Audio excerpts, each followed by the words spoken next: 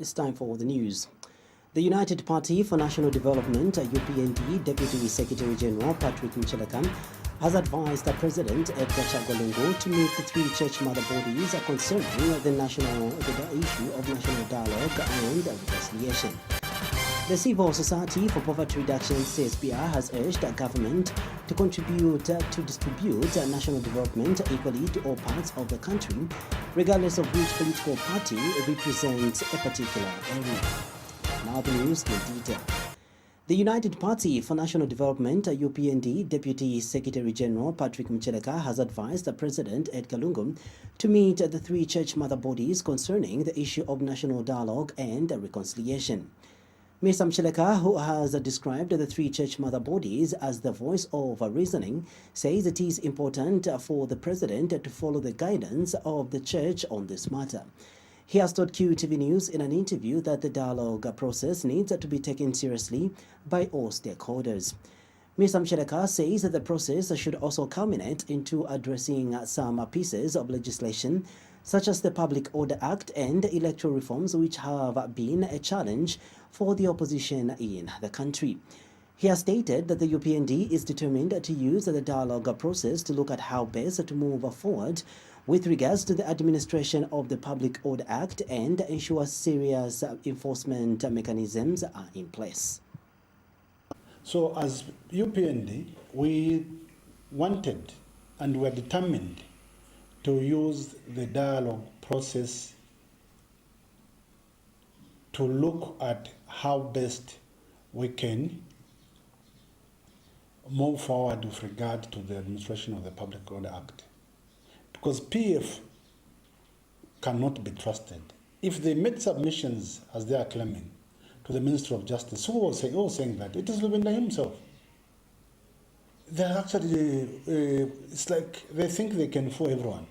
For us, we want clearly agreed upon enforcement mechanisms which should be presided over by neutral referee, in this case the three church mother bodies, so that issues of the Public Order Act, among other challenges that we face, including the reforming the electoral process, are taken seriously with a proper enforcement mechanisms.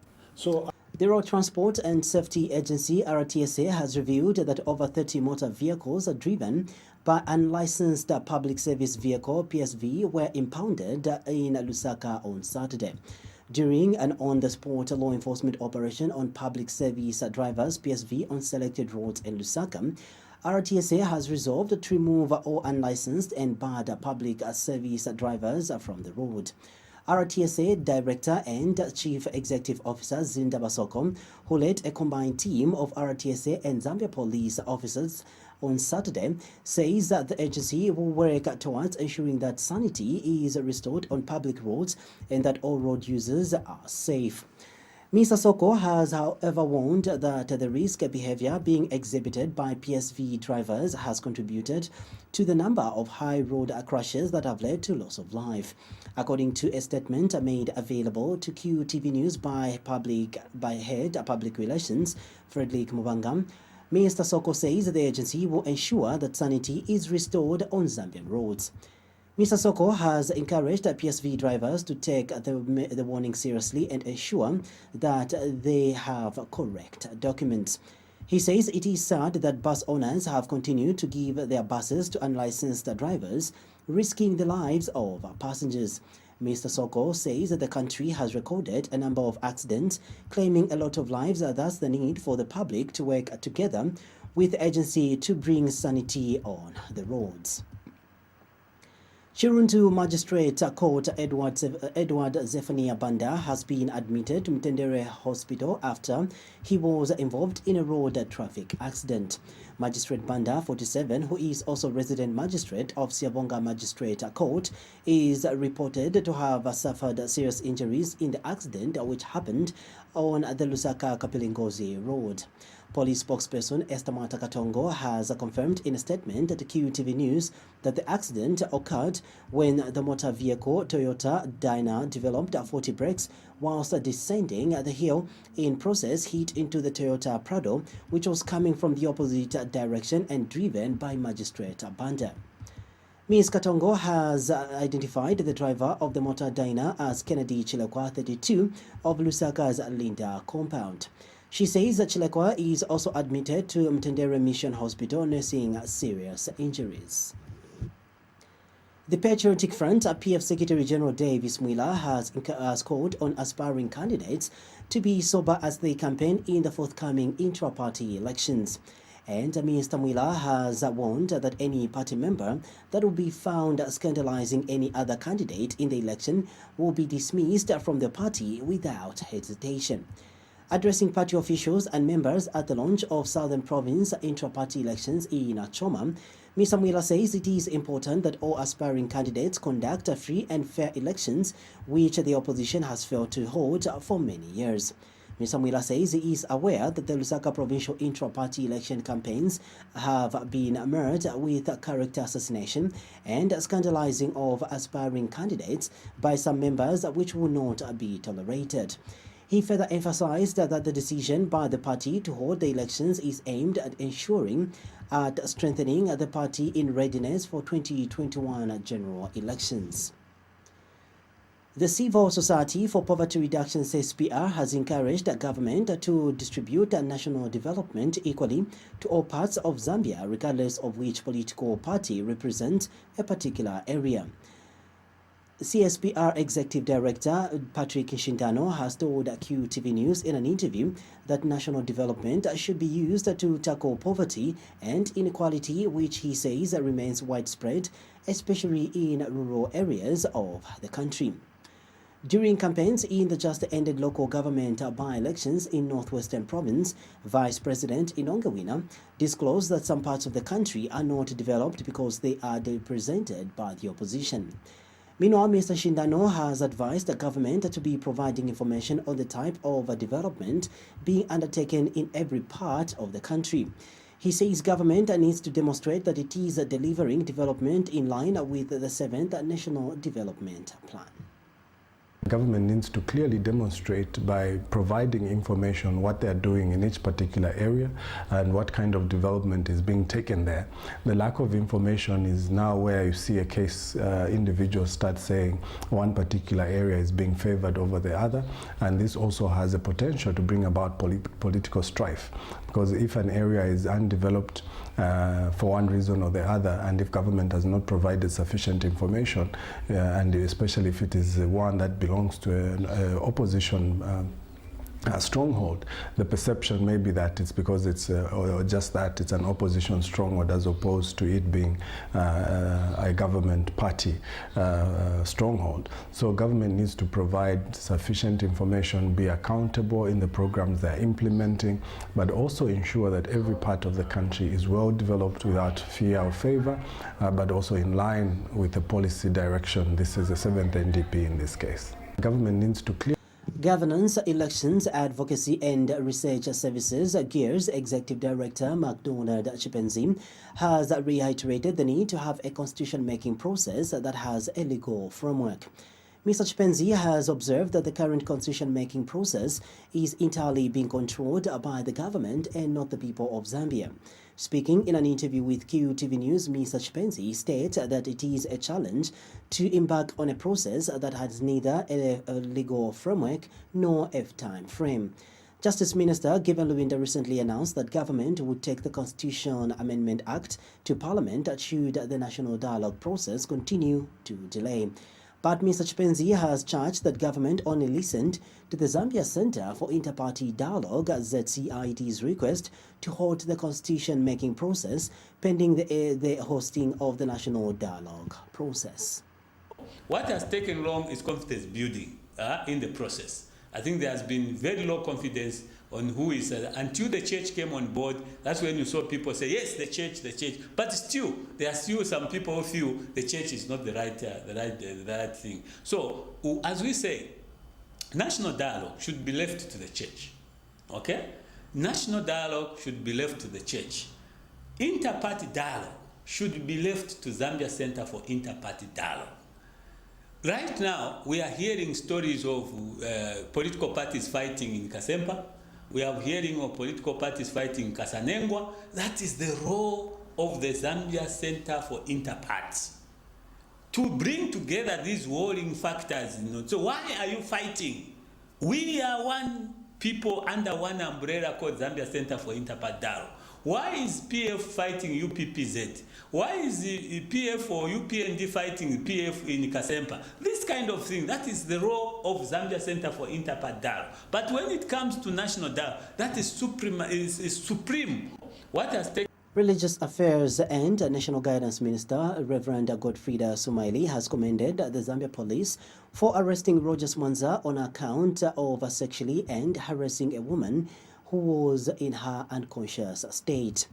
Reverend Sumaili says it is criminal for anyone to have a carnal knowledge of an unconscious naked woman or man and post such graphic stereotype images on social media.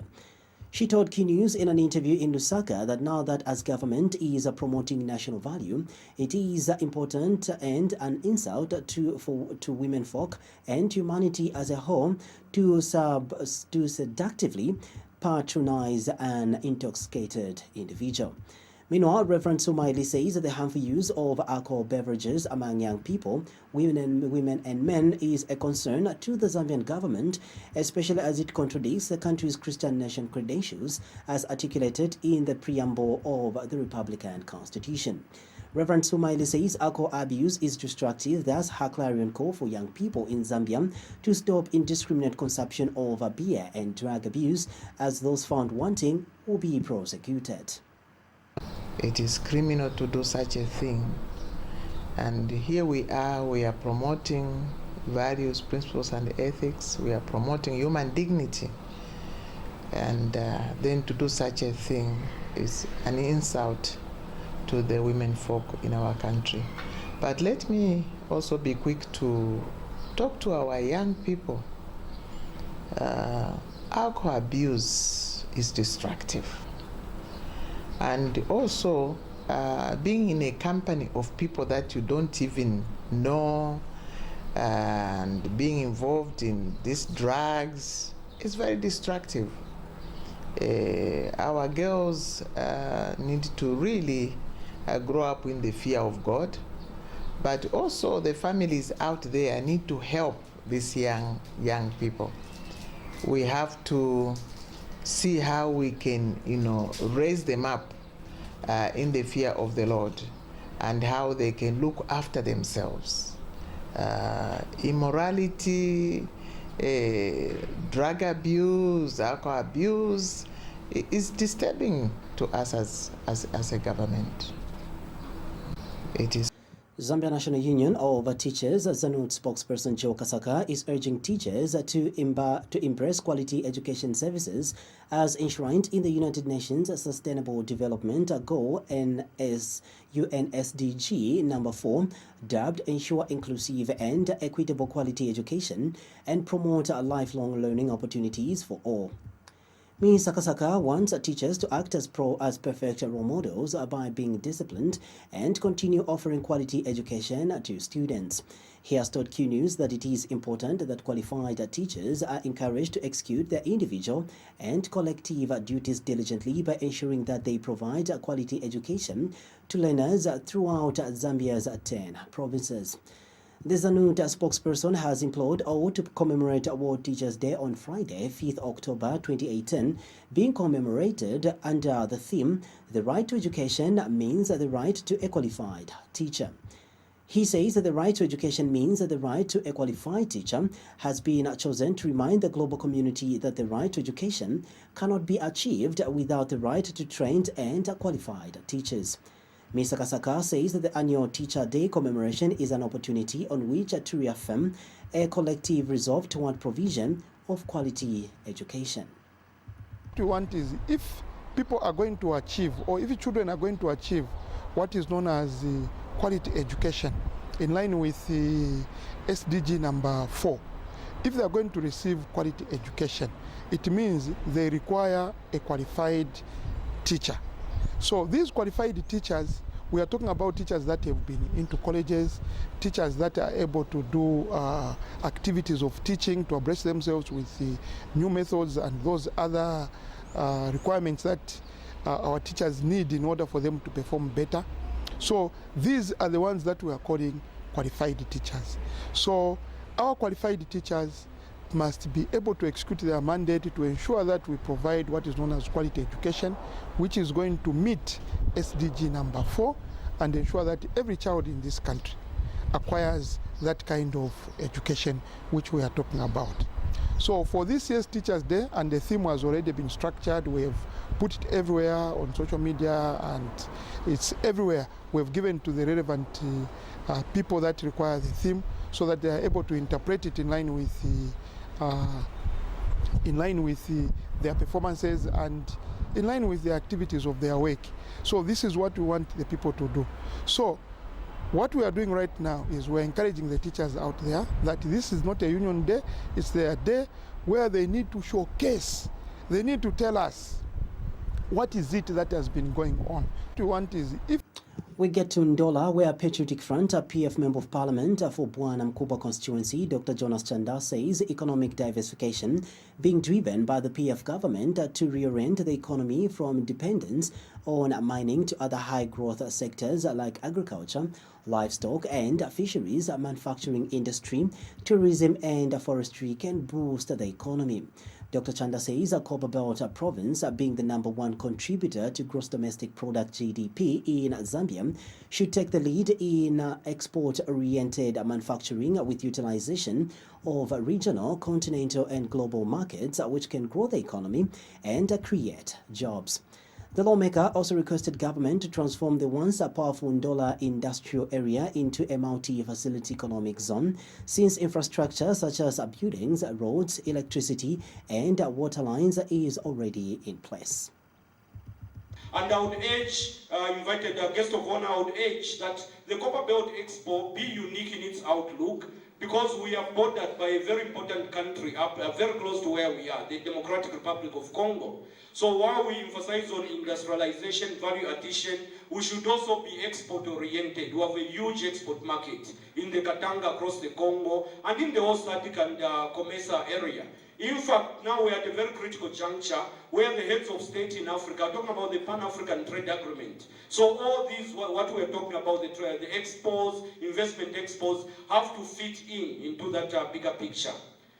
I shouldn't make a long speech, and as I conclude, I just want to re-echo and reiterate the words of the provincial minister, that His Excellency the President has created a very enabling environment for business. We thank our business partners for coming. Zambia is very ripe for investment, and the Copper Belt in particular. We have some of the best infrastructure coming up. The road network is state-of-the-art. We come from the school of thought, which says that it is our roads that create our wealth. It is not our wealth that create our roads. That is why the PF government is emphasizing on road infrastructure, the airport infrastructure, and we are very cognizant of the fact that the government of the Patriotic Front has plans to establish a multi-facility economic zone not far from where we are. So thank you so much, Honorable Minister, the guest of honor. Thank you so much, all the invited guests, the business community. Let us all pull forward together as we have a great Copper Belt Investment Expo. In health news, the Medicines Regulatory Authority, ZAMRA, says that the construction of its new headquarters has reached an advanced stage. ZAMRA Director of Medicines Control says that once completed, the offices will be able to accommodate over 130 employees. He further adds that the facility, once completed, will be a center of excellence because various people will be learning how medicines are managed.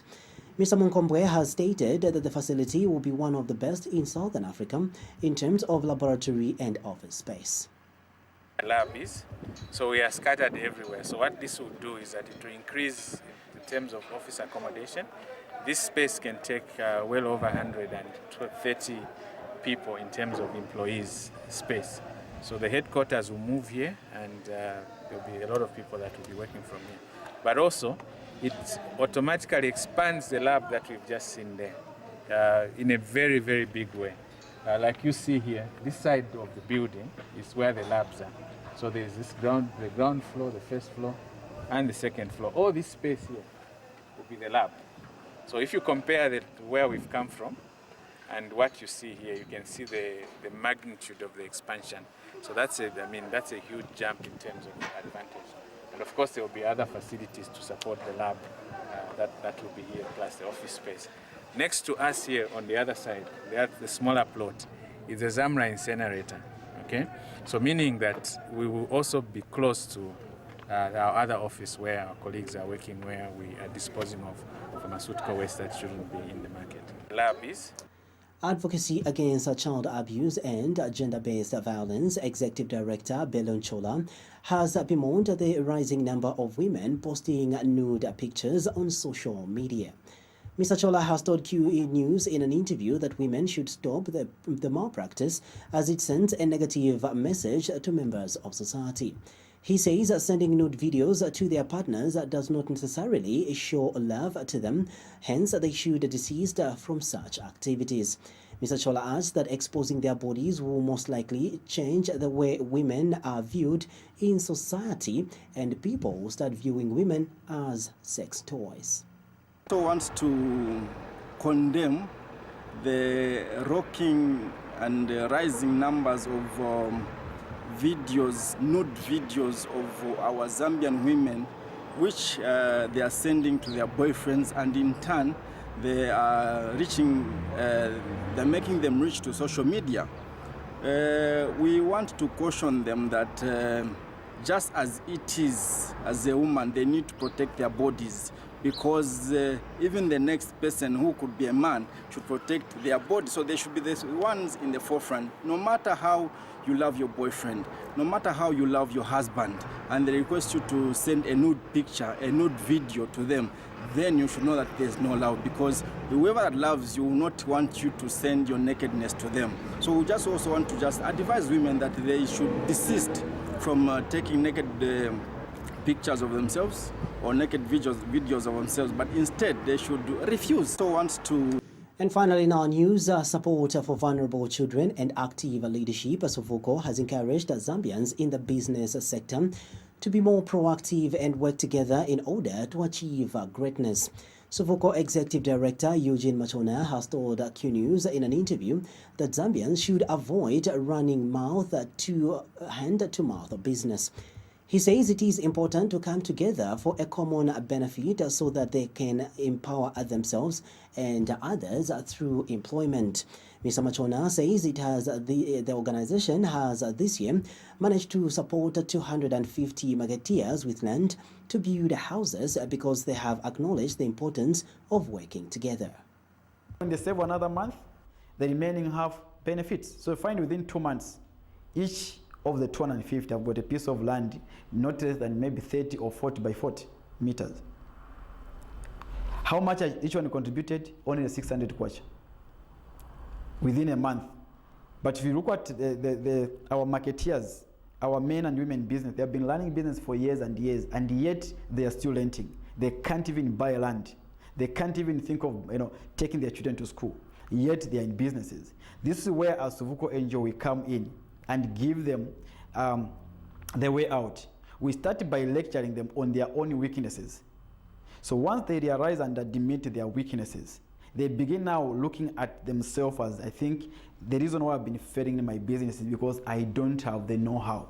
I don't understand how to run a productive business. I don't understand who owns the business I start. That's what, in most cases, as Zambians, we are failing to understand. You start a business you don't even understand very well. The market, where you are ordering those things, where you'll be selling those things, you don't even understand. So really, as Sovuko NGO, I've seen a lot of response of people coming up, working in numbers. When they save another. On that note, we end the news.